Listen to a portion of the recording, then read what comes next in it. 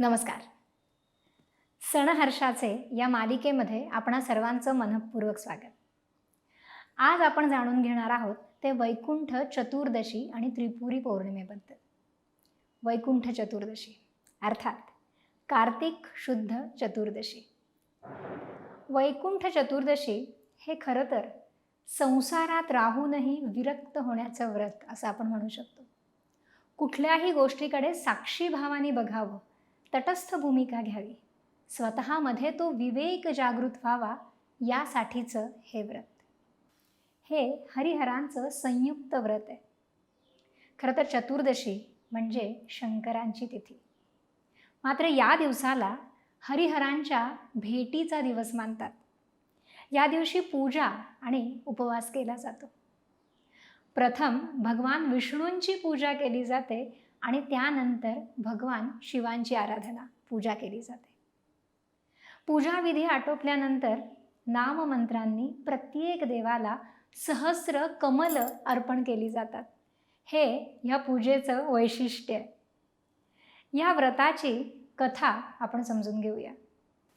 कृतयुगामध्ये या दिवशी भगवान विष्णूंनी वैकुंठाहून निघून वाराणसीला येऊन रात्रीच्या 4थ्या प्रहरामध्ये मणिकर्णिका तीर्थामध्ये स्नान केलं आणि सहस्र कमळं जमा करून भगवान शंकरांची पूजा आरंभली. भगवान शंकरांनी विष्णूंच्या भक्तीची कसोटी घ्यायचं ठरवलं. त्यांनी काय केलं तर त्यातलं एक कमळ हे लपवलं. विष्णूंना एक कमळ कमी पडायला लागलं आणि आसनावरून उठून कमळ आणायला जावं तर पूजेचा भंग होणार. असं होऊ नये आणि पूजा यथाविधी पार पडावी, यासाठी विष्णूंनी मग स्वतःचं नेत्र कमळ काढून भगवान शंकरांना वाहिलं आणि सहस्र संख्या पूर्ण केली. हे पाहून भगवान शिव विष्णूंवर प्रसन्न झाले आणि आजपासून मी तुला त्रैलोक्याचं राज्य बहाल केलं असून तू त्याचं पालन कर, असा वर त्यांनी विष्णुदेवांना दिला. तुला आणखी काही हवं असलं तर तू माग, असंही त्यांनी त्यांना सांगितलं. त्यावर भगवान विष्णूंनी माझ्या हातून दैत्यांचा नाश व्हावा अशी इच्छा प्रकट केली आणि मग त्यासाठी भगवान शिवांनी विष्णुदेवांना सुदर्शन चक्र बहाल केलं. असा हा दिवस. या दिवशी भगवान शिव हे विष्णूंकडे सगळा कारभार सोपवून स्वतः निजधामी म्हणजे कैलास पर्वतावर तपस्येसाठी गेले आणि म्हणूनच या तिथीला वैकुंठ म्हणजे विष्णूंची चतुर्दशी असं नाव पडलं. या दिवशी शैव आणि वैष्णव असे दोघेही हरिहरांची पूजा करून उपासना करतात. या दिवसाची आराधना म्हणजे स्वतःमध्ये प्रखरता आणि शांतता ह्या दोन्हीही एकत्रित विराजमान व्हाव्यात म्हणून करण्याची साधन आहे. प्रत्येक व्रत, सण, उत्सव हे आपल्याला काहीतरी मिळवून देत असतात, आपल्यातली शक्ती वाढवत असतात, आपल्याला संतुलित करत असतात. चतुर्दशीचं, वैकुंठ चतुर्दशीचं हे व्रत म्हणजे आपल्याला शांत राहून योग्य निर्णय घेता यावेत, यासाठी स्वतःमधल्या शिव आणि विष्णू ह्या दोन्ही तत्वांचं संतुलन साधण्याचं व्रत आहे. यानंतर येते ती त्रिपुरी पौर्णिमा म्हणजेच कार्तिक शुद्ध पौर्णिमा. या दिवशी दोन पवित्र तत्व म्हणजे शिव आणि विष्णू तत्व यांची मध्यरात्री भेट होते आणि म्हणून त्यावेळी बेल आणि तुळस वाहून त्यांची पूजा केली जाते. या दिवशी घरोघरी, अंगणामध्ये, मंदिरामध्ये दिवे लावण्याची पद्धत आहे. कार्तिक स्वामींचं दर्शन या दिवशी शुभ मानलं जातं. विविध मंदिरांमध्ये, देवस्थानात दीपस्तंभ म्हणजे ज्या दगडी दीपमाळा असतात त्या या दिवशी पेटवल्या जातात. या दीपोत्सवालाच त्रिपूर जाळणं असं म्हटलं जातं. या दिवशी मंदिरासमोरचा परिसर त्रिपूर वातींनी उजळवला जातो. नदीच्या पात्रात देखील प्रज्वलित दीप सोडले जातात. त्रिपुर ज्वलन व्रत या नावाचं एक व्रत देखील या दिवशी केलं जातं. म्हणजे शिवापुढे त्रिपुर वाती लावणं, दीपपात्र दान करणं आणि शिवाची मनोभावे पूजा करणं असा या व्रताचा विधी असतो. उत्तर भारतामध्ये याच दिवशी देवदिवाळी साजरी केली जाते. या त्रिपुर पौर्णिमेची एक कथा आहे. महाभारताच्या कर्णपर्वात त्रिपुरासुराच्या वधाची कथा विस्तृत स्वरूपात आलेली आहे. भगवान कार्तिकेयांनी तारकासुराचा वध केल्यानंतर तारकासुरांच्या 3 पुत्रांनी देवतांचा प्रतिशोध घेण्याची प्रतिज्ञा केली.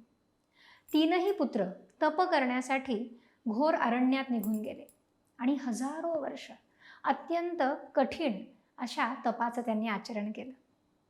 त्यामुळे ब्रह्मदेवाला प्रसन्न व्हावं लागलं. आता इथे समजून घ्या की जेव्हा तपाचरण केलं जातं त्यावेळेला वाढणारा तो अग्नी हा संपूर्ण पृथ्वीला असंतुलित करून टाकतो आणि त्यामुळे ती शक्ती, ते तत्व याला त्यांना वरदान देणं हे आवश्यक होऊन जातं. पृथ्वीचं संतुलन राहावं म्हणून वरदान दिलं जातं. आता या तिघांनी ब्रह्मदेवांकडून अमर होण्याचं वरदान मागितलं. ब्रह्मदेवाने त्यांना नकार दिला आणि ते म्हणाले की एखादी अशी अट ठेवा की जी अत्यंत कठीण असेल आणि ती अट पूर्ण झाल्यावरच तुमचा मृत्यू होईल, कारण अमर राहण्याचं वरदान मी देऊ शकत नाही. तिघांनी मग खूप विचार करून ब्रह्मदेवांना सांगितलं की देवा, तुम्ही आमच्यासाठी 3 पुरींची म्हणजे नगरांची निर्मिती करा आणि ह्या 3ही पुरी जेव्हा एका ओळीत येतील आणि एखादा क्रोधजित जेव्हा अत्यंत शांत अवस्थेत असंभव रथ आणि असंभव बाण घेऊन आम्हाला मारेल तेव्हाच आमचा मृत्यू होईल, असा वर आम्हाला द्या. आणि ब्रह्मदेव त्यांना तथास्तु म्हणाले. आता अटीनुसार त्यांना 3 पुरी प्रदान करण्यात आली. तारकाक्ष जो होता त्याच्यासाठी सुवर्णपुरी, कमलाक्ष त्याच्यासाठी रजतपुरी आणि विद्युन्मालीसाठी लोहपुरी याची निर्मिती विश्वकर्माने केली. या 3 असुरांनाच त्रिपुरासुर असं म्हटलं जात असे. या 3 भावांनी या 3 नगरांमध्ये राहून 7ही लोकांमध्ये दहशत माजवली. ते जिथेही जात तिथे सगळ्या सत्पुरुषांना त्रास देत असत. एवढंच काय तर त्यांनी देवतांवर देखील स्वारी केली. सर्व देवतांनी मिळून आपलं सर्व बळ पणाला लावलं, परंतु ते त्या त्रिपुरासुराचा प्रतिकार करू शकले नाहीत. आणि मग सर्व देवतांना त्या तिघांपासून लपून बसावं लागलं. शेवटी सर्व देव भगवान शिवांना शरण गेले. भगवान शंकरांनी त्यांना विचारलं की तुम्ही सर्व मिळून प्रयत्न का करत नाही? देवतांनी सांगितलं की आम्ही ते केलंय. तेव्हा शंकर त्यांना म्हणाले की माझं अर्ध बळ मी तुम्हाला देतो आणि मग तुम्ही पुन्हा प्रयत्न करून पहा. परंतु सगळे देवता मिळून देखील सदाशिवाचं ते अर्ध बळ पेलू शकले नाहीत. तेव्हा मग शंकरांनी स्वतः त्रिपुरासुराला मारण्याचा संकल्प केला. आता ब्रह्मदेवांनी दिलेल्या वरदानाप्रमाणे असंभव रथ आणि असंभव बाण याची निर्मिती करायची होती. मग त्यासाठी रथ, धनुष्य, बाणाची तयारी सुरू झाली, ज्यातून या रणांगणावर त्रिपुरासुराचा वध करता येईल. मग ह्या असंभव रथाचं वर्णन जे पुराणांमध्ये आलेलं आहे ते म्हणजे भगवंतांनी पृथ्वीलाच रथ बनवलं. पृथ्वी म्हणजे हा जडदेह. सूर्य आणि चंद्र यांची चाकं केली. सूर्य म्हणजे सूर्यनाडी जी शरीर चालवते आणि चंद्र जो मन चालवतो. सृष्टी ही सारथी बनली. विष्णू म्हणजे चैतन्य शक्ती, ते बाण बनले. मेरू पर्वत याचा धनुष्य बनला. मेरू पर्वत म्हणजे दृढ निश्चय. वासुकी तो बनला धनुष्याची दोरी. वासुकी म्हणजे क्षमता. असं आपल्याच ह्या देहामध्ये ह्या असंभव रथाची आणि बाणाची निर्मिती झालेली आहे. अशा प्रकारे एक असंभव रथ आणि धनुष्य हे तयार झालं. संहाराची ही लीला रचण्यात आली. ज्यावेळी भगवंत त्या रथावर विराजमान झाले तेव्हा सर्व देवतांनी सांभाळलेला तो रथ देखील डगमगू लागला. मग तेव्हा भगवान विष्णू हे वृषभ बनून रथाला जाऊन जुंपले. भगवान शंकरांनी ते घोडे आणि वृषभ यांच्या पाठीवर स्वार होऊन पाशुपत अस्त्राचं संधान करून तिन्ही पुरांनी एकत्र येण्याची वाट पाहू लागले. त्या अमोघ बाणामध्ये विष्णू, वायू, अग्नी आणि यम हे चौघेही समाविष्ट होते. ती 3 नगरे एकत्र होताच भगवान शंकरांनी आपल्या बाणाने ह्या 3ही पुरींना जाळून भस्म केलं. आणि तेव्हापासून भगवान शंकर हे त्रिपुरांतक बनले. त्रिपुर म्हणजे शरीर, मन आणि बुद्धी. पुर म्हणजे वसती, राहण्याची जागा. मग ह्या 3 पुरांमध्ये कोण राहतं तर ते चैतन्य. ह्या त्रिपुरांमध्ये वास करणारं ते चैतन्य. पण त्यात जेव्हा असुर म्हणजे नकारात्मकता शिरते त्यावेळेला ह्या 3ही नगरांचं पतन होतं. त्रिपूर पाजळणं म्हणजे काय आहे तर ह्या 3ही नगरांना प्रकाशित करणं आहे, सकारात्मक करणं आहे. आणि मग परमेश्वराला शरण जाऊन स्वतःमधल्या त्या असुर म्हणजे नकारात्मकतेला, वाईटाला नष्ट करणं, प्रभू कृपेने ते करून घेणं म्हणजेच ती साधना आहे जी आपण त्रिपुरी पौर्णिमेला करतो. प्रत्येक सण आणि उत्सव आपल्याला सांगतंय की स्वतःमधल्या वाईट गोष्टींचा नाश करा. सगळं काही स्वतःमध्ये शोधा, कारण जे ब्रह्मांडात आहे ते ह्या पिंडात आहे. जे जे आपल्या पुराणात सांगितलेलं आहे ते सगळं आपल्या देहाशी, आपल्या मनाशी, आपल्या विचारांशी जुळत असतं. फक्त समजून घ्यायला हवंय. उत्तर प्रदेशामध्ये हा दिवस स्कंद जयंती म्हणून साजरा केला जातो. या दिवशी कार्तिकेयाची पूजा केली जाते. कार्तिकेयाचं दर्शन घेतलं जातं, गंगास्नान केलं जातं. या दिवशी दीपदान द्यावं असं शास्त्रात सांगितलेलं आहे. दक्षिणेमध्ये या दिवशी कृतिका महोत्सव असतो. त्यात शिवपूजा करून एका उंच स्तंभावर अग्नी प्रज्वलित केला जातो, जो तेजाचं, ज्ञानाचं प्रतीक आहे. अज्ञान गेलं की ज्ञान येतं, तेज येतं. कार्तिक पौर्णिमेच्या दिवशी श्री विष्णूंनी प्रथम मत्स्यावतार धारण केला होता असं मानलं जातं. कार्तिकी एकादशीपासून सुरू झालेली देवदिवाळी ही कार्तिकी पौर्णिमेपर्यंत म्हणजे त्रिपुरी पौर्णिमेपर्यंत साजरी केली जाते. हा दिवस म्हणजे आनंदाचा दिवस असतो.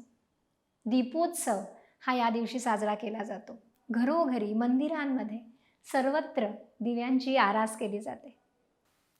तुळशी विवाहाचा देखील हा शेवटचा दिवस असतो. असा सात्विकतेने भरलेला आणि ज्ञानाचा प्रकाश आपल्या आत उद्दीपित करणारा हा व्रत आणि सणांचा महिमा. निरनिराळे सण, व्रत आणि उत्सव आपल्यामध्ये ते चैतन्य जागवत असतात. आपल्यामधली ती नकारात्मकता नष्ट करत असतात. आणि याचा परिणाम स्वरूप आपल्याला यश मिळत असतं, संपदा मिळत असते. त्याचा विनियोग आपण योग्य कारणासाठी करत असतो. पण हे तेव्हाच होतं जेव्हा आपल्या चित्तवृत्ती ह्या शांत असतात. ह्या निरनिराळ्या व्रतांमधून आपल्या चित्तवृत्ती शांत ठेवल्या जातात. आपलं शरीर जे पंचमहाभूतांनी बनलेलं आहे, ह्या पंचमहाभूतांना संतुलित करण्यासाठी व्रतवैकल्य ही सांगितलेली आहेत. यातून आपल्याला मिळतं शारीरिक आरोग्य आणि मानसिक स्वास्थ्य. जर हे आपल्याला समजेल तर आपण अतिशय योग्य पद्धतीने या व्रतांचं आचरण करू. तुम्ही हे निश्चितच कराल याची मला खात्री आहे. नवीन विषयासह पुन्हा भेटणार आहोत, पण आज वेळ झाली आहे इथेच थांबण्याची. धन्यवाद.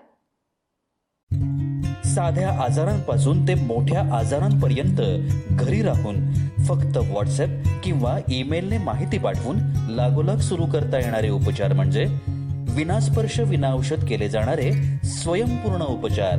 आजच संपर्क साधा.